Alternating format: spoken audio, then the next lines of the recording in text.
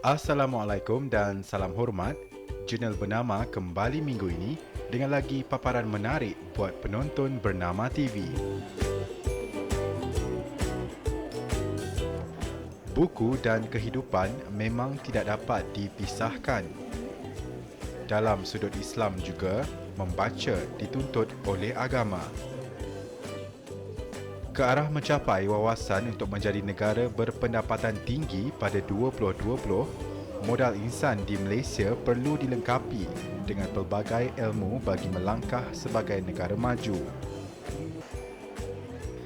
Selain mendapatkan bahan ilmiah melalui perpustakaan untuk membaca, pelbagai aktiviti mega lain membabitkan buku dan karya diadakan di Malaysia bagi menggalakkan rakyat membaca.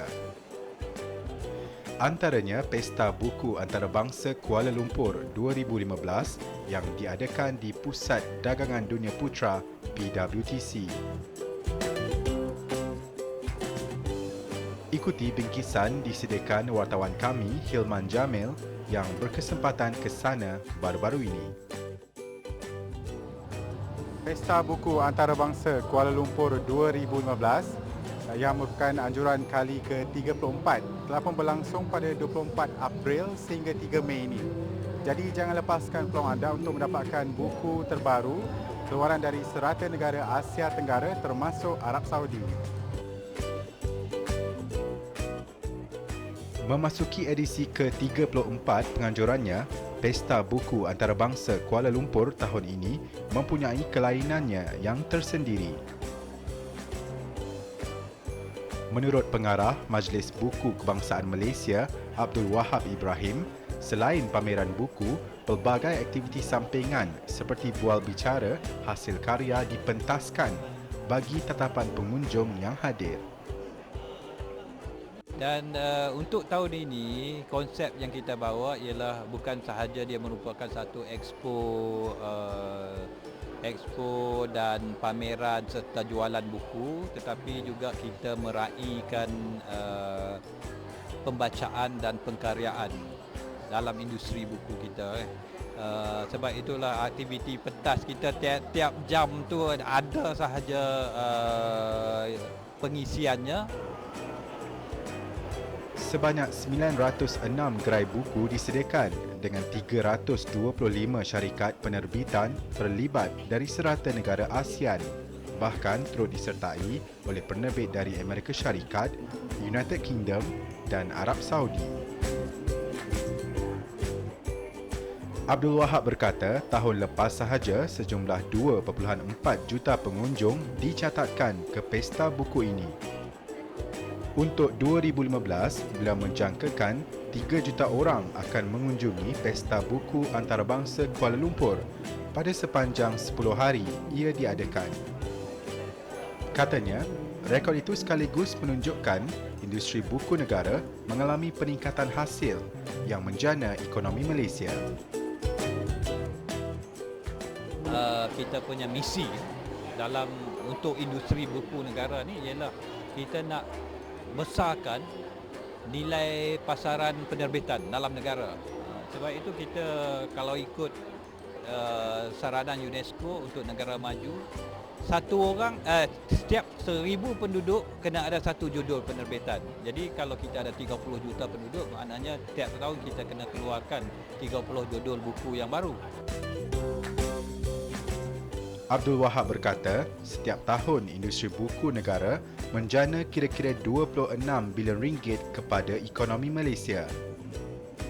Dan apa yang uniknya, pengusaha buku sendiri yang meminta Majlis Buku Kebangsaan Malaysia menganjurkan pesta buku secara tahunan.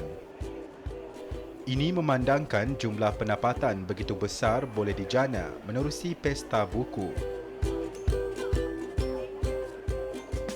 Sudah menjadi kelaziman dalam pameran besar di Malaysia seperti Pesta Buku ini, pastinya tawaran harga diskaun diberikan kepada pengunjung.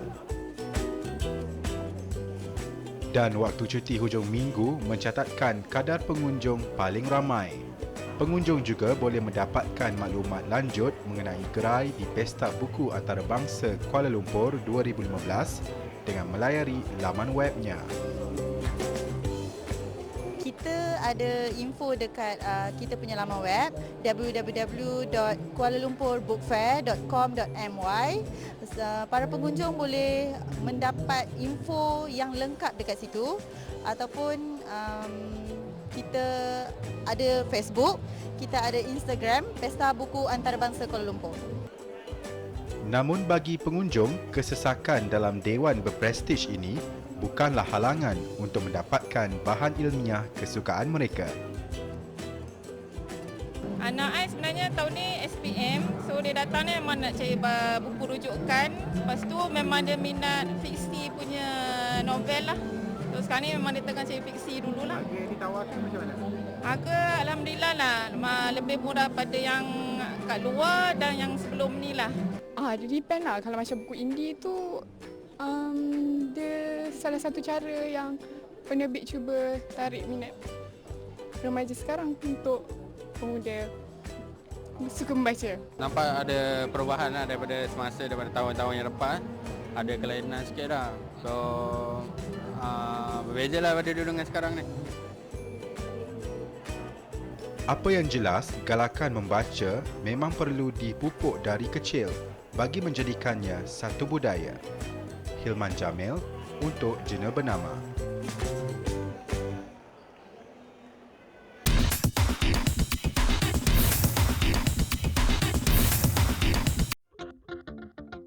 Bicara isu semasa.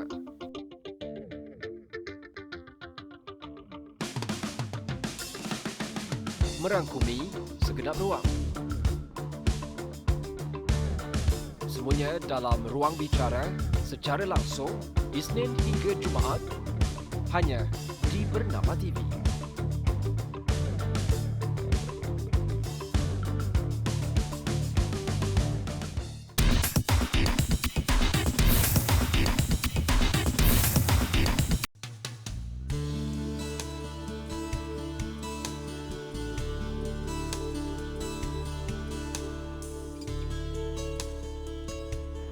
Pada minggu lepas, Jurnal Bernama memaparkan bahagian pertama episod mengenai sejarah Kampung Baru Cina di Ampang, Selangor.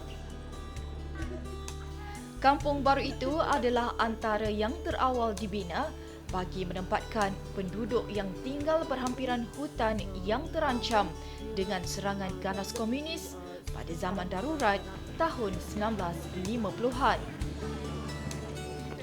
Secara purata, sebanyak 400,000 orang penduduk setinggan Cina dipindahkan ke 400 kampung baru di seluruh tanah Melayu ketika itu.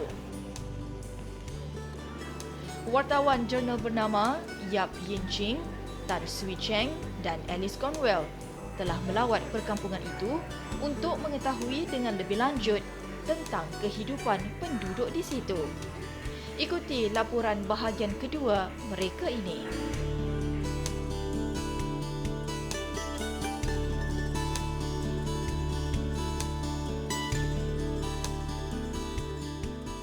Kampung Baru Cina Ampang ini adalah yang paling awal diwujudkan serta mempunyai jumlah penduduk paling ramai pada ketika itu. Sebelum ini, kawasan itu mempunyai banyak lombong. Namun kini, lombong-lombong tersebut telah dikambus dan digunakan untuk membangunkan projek-projek perumahan. 其实新村本身的面貌是没什么变化，是它周围那个下午区的变化相当大。这个新村是在1970年代后开始蓬勃发展，周围那个菜园、那个山区。荒芜都被填为作为物业发展。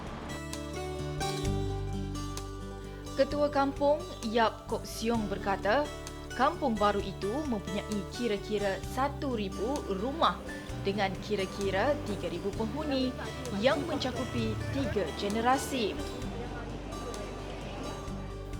Seorang warga asal Kampung Baru Cina Ampang ini, Yap Yun, 90 tahun, berkata beliau dan keluarganya telah menetap di kawasan bukit di kawasan Ampang setelah tiba ke Malaya dari China pada lewat tahun 1920-an. ketika serangan askar Jepun pada tahun 1949, penjajah British menyarankan semua penduduk di kawasan bukit supaya berhijrah ke kampung baru Cina ini. 係冇橋嘅地方係係死呢度過來，而邊地都同同山嘅巴低嚟來，為到啲睇山邊嗰啲橋，係睇山邊啊，山邊橋都要橋到日本地來啦，日本人來都幹嘅都雞同邊嗰啲橋，啲腰橋牌橋去排，當日本人照落去後。 英政府兜上來，要雞同橋去排，英政府幹下都嚟落嚟宣傳，叫人都真係宣傳嚟落。 Perpindahan itu dilakukan demi keselamatan mereka dan untuk menghalang pengganas dari Parti Komunis Malaya menggagu-gugat mereka. Yap menemui pasangan hidupnya di Kampung Baru Ampang dan menetap di situ setelah berkahwin. Mereka mempunyai 11 orang anak. Sama seperti kebanyakan kampung Melayu pada masa ini, kampung-kampung baru Cina turut mengalami nasib yang serupa, iaitu berkurangannya bilangan tenaga muda. Sebahagian besar anak muda yang merupakan generasi ketiga mula berhijrah meninggalkan perkampungan baru itu. Penghijrahan mereka adalah disebabkan mereka sudah berkahwin dan ada yang ingin mendapat peluang pekerjaan yang lebih baik di luar sana. 橋都幾多結婚咧？結咗婚都要你搬出去嘅，咁啊搬出去講完要好橋啦，搬咗工搬出去，你結咗婚幾咩搬出去咯？ Keadaan yang sama juga dialami oleh seorang lagi penduduk asal kampung baru Cina itu, Chin Yu. 他媽都做唔同㗎啦嘛，有幾個仔都搬出去咗咯，他媽都喺呢度出世㗎。有幾個仔女？4個，冇女啊，他媽仔嘅。 Kedua-dua mereka berazam untuk terus menetap di Kampung Baru Cina Ampang. Ini kerana mereka sudah selesa dengan cara kehidupan di perkampungan itu dan tidak mahu mengikuti anak-anak mereka berpindah ke bandar. Mereka berkata Kampung Baru Cina Ampang menyimpan sejuta memori yang tidak mudah untuk dilupakan. Untuk mengisi masa lapang, mereka akan bersenam pada sebelah pagi dan kemudian berkumpul di kedai kopi untuk bersembang sambil mengimbau kenangan masa lampau. Ngày hết退休到見下ngày朝唔朝早去後鋪啊，行下各位茶店飲下茶，同朋友傾下偈咗嚟。唔係飲茶餐，飲就係咩？大識就叫啲就叫做，係個涼咪有後嘅。 Mereka juga berterima kasih kepada kerajaan kerana banyak membantu dan menjaga pembangunan di kawasan itu. Bahagian ketiga pada minggu hadapan akan membicarakan satu hidangan yang sinonim dan menjadi tarikan bagi kampung baru Cina ini.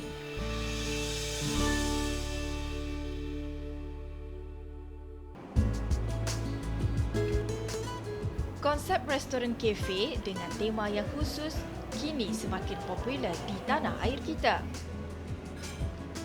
Selain menghidangkan sajian unik, premis-premis yang tumbuh bak cendawan selepas hujan ini seringkali mempunyai hiasan menarik untuk mewujudkan suasana selesa dan santai buat pelanggan mereka. Namun, atas keinginan untuk membantu masyarakat, seorang ahli perniagaan sanggup menghabiskan hampir kesemua wang simpanannya untuk membuka sebuah kafe yang dikendalikan oleh Golongan Kelainan Upaya atau OKU. Ikuti laporan Heng Hui Jing yang berkesempatan mengunjungi kafe ini di Damansara Perdana, Petaling Jaya, Selangor baru-baru ini.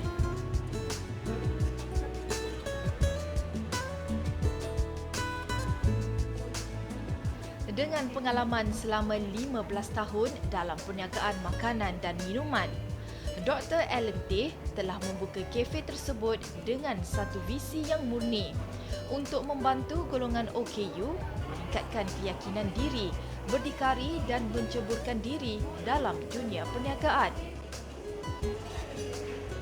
Deaf in Business atau DIB Coffees of Hawaii adalah kedai kopi dan restoran pertama di Malaysia yang dikendalikan oleh golongan bisu dan yang mempunyai masalah pendengaran. Dibuka pada 2011, DIB memegang prinsip semua individu tanpa mengira kaum dan status wajar diberi peluang untuk membuktikan dirinya berguna kepada masyarakat. DIB kini mempunyai 6 orang petugas, di mana 3 daripada mereka terdiri daripada pekerja bisu dan cacat pendengaran. Pengurus DIB Coffees of Hawaii, Lena Ng berkata, kafe DIB membuktikan bahawa golongan OKU dapat bekerjasama seperti kaki tangan yang lain. DIB is actually the name itself explains that it's deaf in business.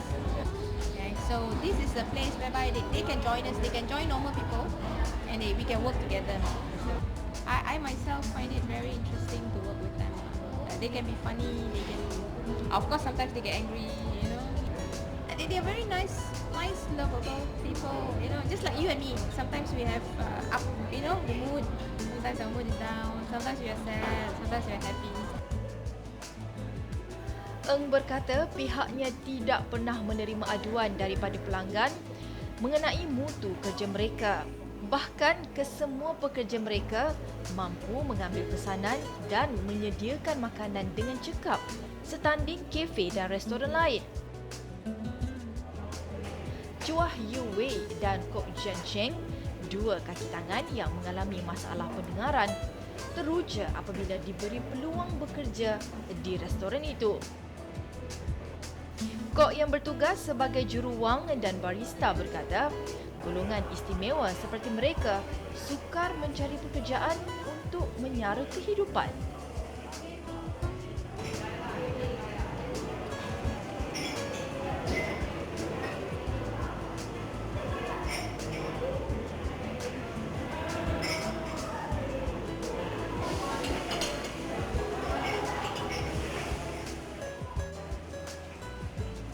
Berkonsepkan separa layan diri, pelanggan kafe DIB disajikan dengan pelbagai jenis makanan ala barat seperti spaghetti dan pizza dan juga pelbagai jenis teh dan kopi.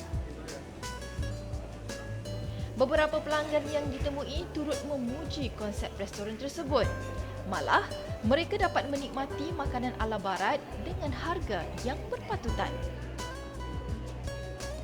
As we know, the IB is from disabled people, so actually they work very efficient because we don't have any problem, and they manage very well in placing order and serve the food.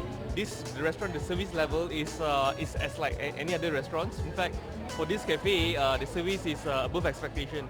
Although I come here very often and do not see any barriers when I meet with the staff here. Restoran kafe ini dibuka dari pukul 9.30 pagi hingga 10.30 malam pada Isnin hingga Khamis dan dari 9.30 pagi hingga 11 malam pada Jumaat hingga Ahad. Ng berkata konsep DIB akan diubah daripada Deaf in Business kepada Disabled in Business dengan penglibatan golongan OKU lain. Sebagai perancangan masa hadapan, DIB akan mengembangkan perniagaan dan akan membuka beberapa perniagaan lain iaitu DIB Juice dan DIB Bakery. Buat permulaan, DIB Juice akan mula beroperasi di Sunway Pyramid di Subang Jaya, Selangor pada Mei ini dan di Mutiara Shopping Complex di Jalan Ipoh di Ibu Negara pada Jun. PT DIB menawarkan peluang kepada golongan kurang upaya untuk menjadi lebih berdikari dan produktif dalam sektor perkhidmatan. Justeru, rakyat Malaysia digalakkan untuk memberi sokongan kepada golongan istimewa ini seiring semangat Satu Malaysia. Saya Heng Hui Jing untuk jurnal bernama.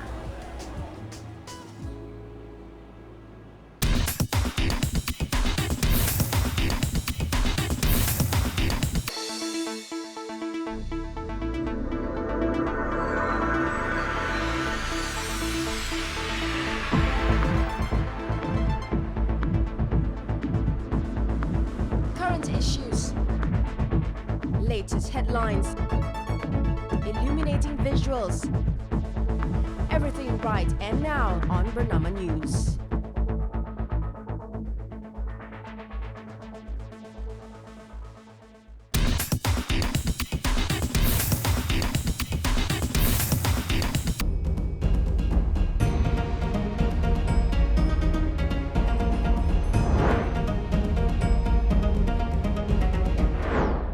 Bertemu kembali dalam segmen Kenali Beijing, kembara Farah dan Melur yang dibawakan khas dengan kerjasama China Radio International.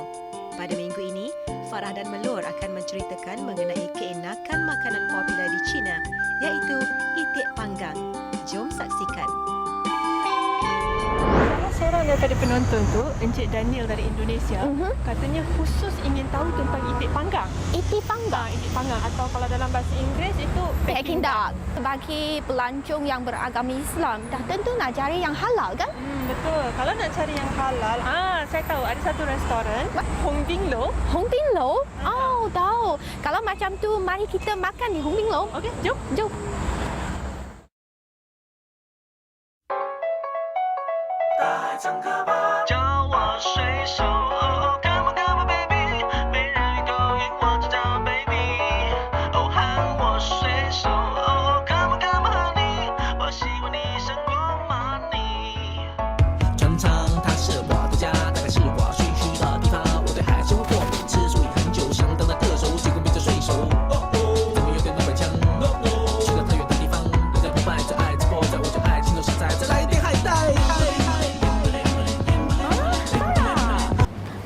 Lamanya tunggu. Pergi ke mana Farah tadi?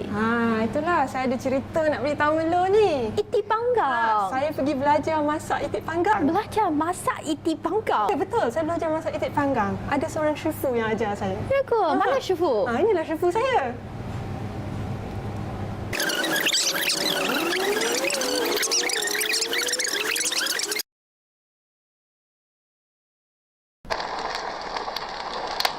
Dua, tiga, 4, 5, 6, 7, 8, 9, 10. Oh, ada 10 ekor. Banyak juga ya. Rasa nak belajar buat itik panggang. Lao Shi, 我香水烤鸭。好，那我们就从头开始吧。 Woi, ini panas ni. Api ni jauh lagi besar daripada yang kita biasa untuk masak sate lah. Oh, memang panas. Saya tak tahan lah.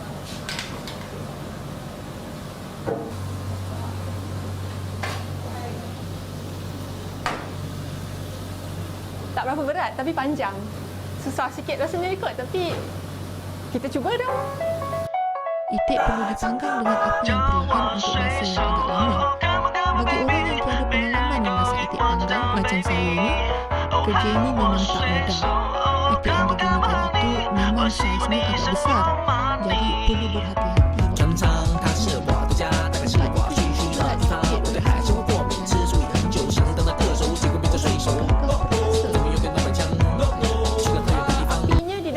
Tapi itiknya digantung jauh sikit ke dalam ya. Jadi maknanya itik ni bukan dibakar terus pada api tapi dimasak dengan bahang daripada api tu. Melo mesti dah lapar sebab lama tunggu ya. Ya.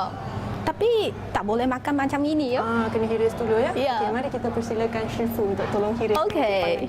Dibersihkan. Hiris itu ada teknik ya. Kita tak boleh hiris sembarangan. Apabila kita dapati tak ada apa-apa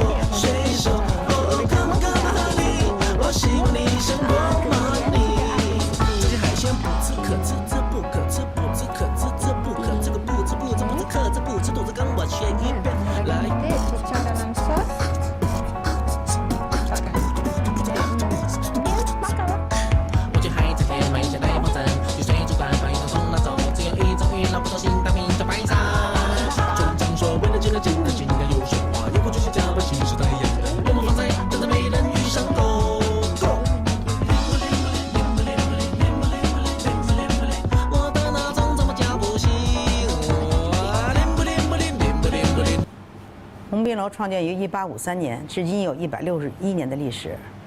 鸿宾楼的创建于天津，是在天津9大清真餐饮第1名，所以在1955年，在周总理的指示下迁京于北京，服务于北京的广大穆斯林。马来西亚总理马哈蒂尔3次来到鸿宾楼。 Pada akhir program kali ini, kami ingin mengucapkan terima kasih kepada Encik Daniel yang sudi berikan komen di laman Facebook Kenali Beijing dan